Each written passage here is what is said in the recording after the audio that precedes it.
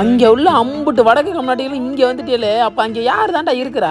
ஆமா, தமிழ் தெரியுமா உனக்கு? தமிழ் தெரியாதண்ணா. ஓ, அப்ப இது மட்டும் எப்படி பேசுற?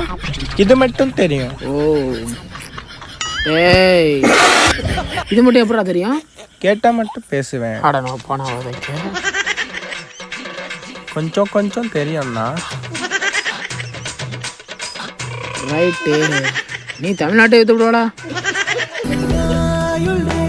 இந்த மாதிரி இடத்துலாண்டா போன அடிப்பாங்க. இந்த காலத்தில் மிஸ்டு காலம் வர்றாங்க.